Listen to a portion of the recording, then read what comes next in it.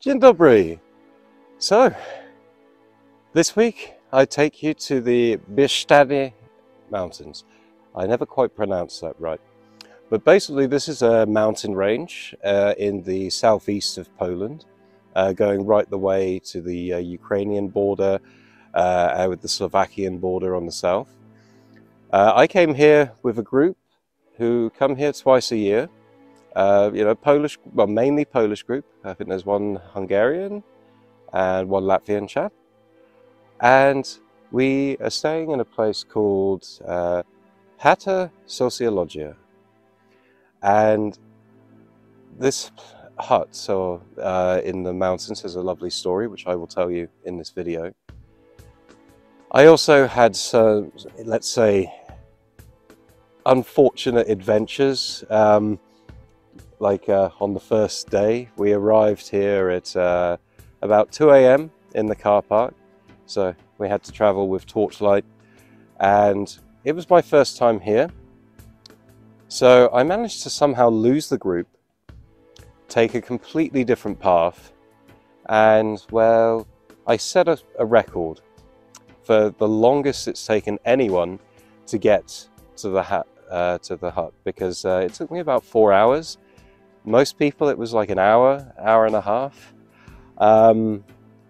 If it wasn't for Google, I may have gotten completely lost in the wilderness. The mountains here are, they stretch on. They're not perhaps like the Tatry Mountains, so it's not like lots of high peaks.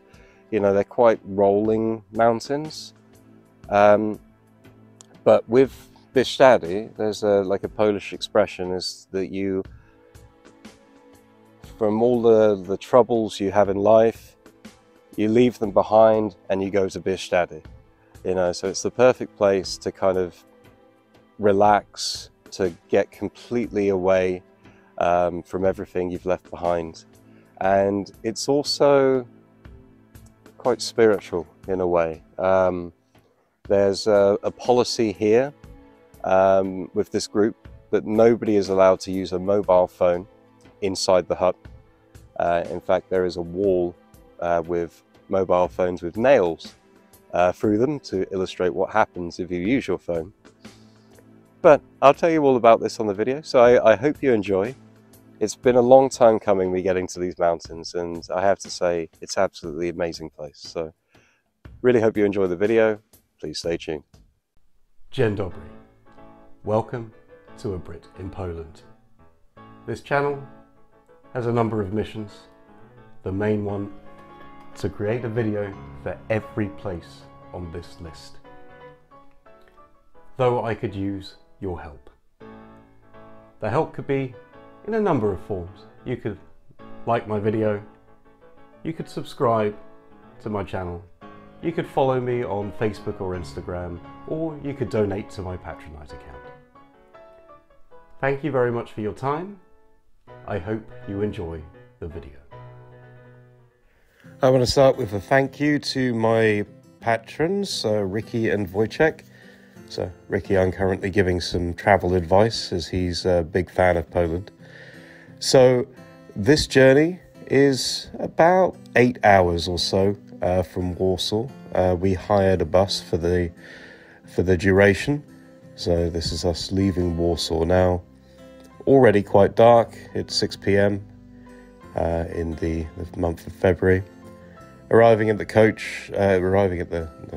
of car park, we get out our stuff and make our way. As you can see, pretty pitch black without your lights. So this is the journey that I was supposed to take, and this is the journey I ended up taking. Not too different, but you'd be surprised. So this is the main track. So as you can see, it's pretty muddy, pretty slippery, and in the dark, crazy. And this is kind of the journey that I took along a stretch, which we found out was a horse trail in the end. So only a few animal tracks, quite deep snow, which went well above my ankles. Luckily, when I got there, eventually, I had a nice warm fire to dry me off a little. So this is the actual hut itself. So I want to start this video by telling you a little bit about this place and basically the work that has gone into it. So this is actually the second hut in this location. The first one sadly burnt down a number of years ago. Hence they have a very strict rule about fire inside. Now there's no electricity, so everything is done by candlelight, but you're only allowed to have candles in the main room, and of course all candles need to be extinguished before the end. The hut you see now has been around for, I don't know, just over 15 years, I believe, and it actually took about 100 people to build this from all kinds of walks of life. In fact, our main guide, Marcin, was one of the original founders here, and one of the chaps, Christoph, was able to give me a bit of a tour. So this area is used more in the summer, so a big fire pit to sit around, cook some kielbasa, enjoy some songs. These objects on here were actually discovered on the site, so they're kind of unknown origin, various tools that have been left here over the years. And this is a memorial stone for people that are basically related to either the area or the hut. This was the original water source that they used when they did the first constructions. It's been superseded now, but involved a lot of gathering water and taking it uphill to the site. Here is a cross that is grown into a tree of kind of unknown origin. This is one of the sort of side buildings, which is kind of under renovation now, but is like a reading area or kind of a couple's retreat. And you have to be a little careful because there are a couple of, let's say, areas where you could easily fall through the snow if you're not careful. And here is a small orchard, which I'm guessing in the summer is blooming lovely. And here is a little observatory that they've set up. You get incredible night skies. This is another building that's kind of under construction and is designed to be another little kind of couple's hut for people to get away. This is the well, so we would have to fetch water from here. I think we had to have a couple of trips to make sure that we had enough water, but lovely fresh mountain water. There is another source here, which is a little bit of a trek, and you had to follow a few signs, go down the hill, and you can see you've got a bit of a guide rope here. So in the winter it's maybe slightly treacherous, but not too bad to get down to this source. And when you get there, you basically have the natural stream, and from this they've hooked up, little bucket to collect some water, as well as some sinks, and you have a working shower if you fancy taking your shower outdoors. So very much kind of living off nature in these parts with a little bit of ingenuity. Of course, to get back from the stream, you have a bit of a trek uphill, which again in the snow is perhaps not the easiest. And they're quite, there's a lot of ingenuity that's gone in, sort of solar panels to power certain things. And of course, we had to restock the wood in the cabin to keep the fire going. So this is the caretaker here. He's already cut and prepared wood out in the forest, and we were busy carrying it back. So this is one of the many duties that we had as residents of the hut. And of course, you need to clear the snow off before you take it inside. No point burning wet wood. But of course, as well as the various duties, you got to enjoy the beautiful landscapes. And there are quite a few hiking trails that lead from this hut, so you get a nice little walk in nature to just explore, escape a little, capture some of the, let's say, rarities.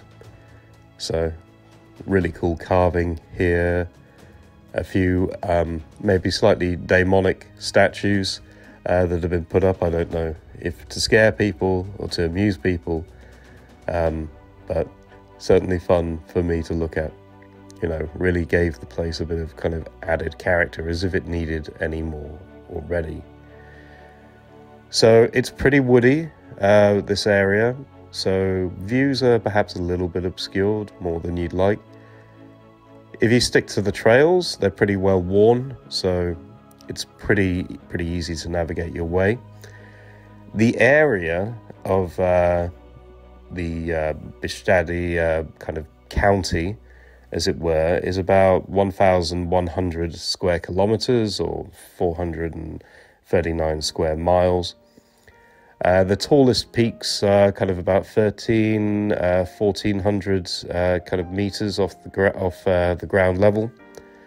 So, as I was saying in the introduction, they're not as high as when you go to the Tatry Mountains, for example, but you still have a fair bit of a slope to get to the top. But once you get to the top, it's pretty calm walking, I would say. Coming at this time of year, of course, you have snow everywhere, and it can get pretty deep. Sometimes it can be right up to your waist, depending on when you get here and what the weather conditions have been like. We encountered a small blizzard or two while we were up here, nothing crazy. And temperatures are pretty mild, I think, in this part. They can get to as low as -30. That's probably a bit of a rarity, but it can happen. The trails themselves are pretty well marked, pretty well signposted as well. So as long as you stick to them, you shouldn't get lost too easily. I'm planning to come back in the summer, so I might have a completely different experience.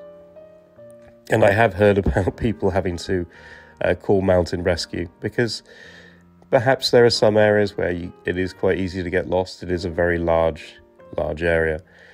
You see various animal tracks dotted around. We saw some bear tracks, deer tracks, maybe some boars, or dzika, as they're called in Poland. But wherever you go, you're surrounded by some beautiful scenery. And here's a slight indication of the fun it is to walk when you leave the track. Every step you're kind of sinking into the snow. So it could be a little bit tiring, and it does explain a little bit why it took me so long to get to the top, because carrying a lot of weight and etc. Okay, so we of course had to bring all of our own food, and we had shifts to basically determine who was making what meal. So we had breakfast, dinner and lunch, or śniadanie, obiad, and I forget the last one off the top of my head, my bad. So yeah, we had plenty of food, and very tasty food as well. The Polish people are very good cooks. As you can see, everything here was by candlelight. In the evenings, it was our main source of illumination. And as you can see here, we had plenty of music, plenty of drinking, so people were in very high spirits.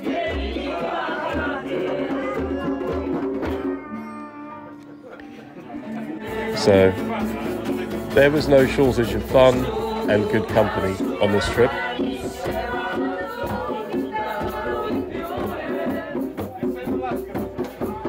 And we also had the fun of playing various board games.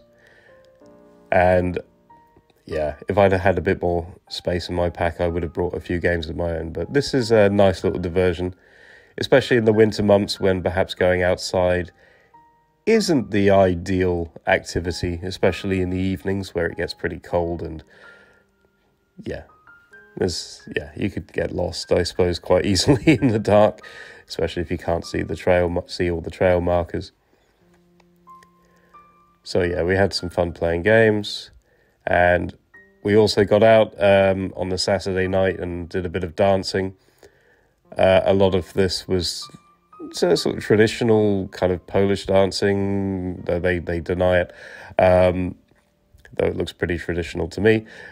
We don't have this sort of stuff in the UK so much. So it was a bit of fun, and everyone was, again, merry and in high spirits. I mean, this place really, it feels like a kind of a spiritual retreat. By kind of forcing you not to use your phones inside and interact with people, it creates this kind of breakaway from the real world. And sometimes you just need that to really feel free, and to, you know, actually just enjoy a kind of more natural setting. Not having electricity was also a bit of a challenge. I had to take a couple of power banks with me to make sure my phone was charged, because of course I was allowed to use my phone outside of the cabin. Inside the cabin, I was lucky that Pavels, the Latvian chap who's with us, let me use his camera. So big thank you to him for some of the footage that you're seeing in this video. And of course, all trips must come to an end. So this was the sort of views you get on the way down. This is the trail I was supposed to take when I was coming up, but never mind. In a way, I'm kind of glad I missed some of it, because it does get very muddy, because you're more or less following that stream bed you saw at the beginning. But there are a couple of alternative routes you can take to avoid some of the mud. And in fact, I think on the way back, we ended up taking the muddier trek, which was not ideal for my boots. I think I still need to clean those. But you really get this very quiet, kind of iconic scenery. Of course, you know, what is a tree with a bench without a few markings from enamoured couples? And there were these lovely kind of red plants towards the bottom.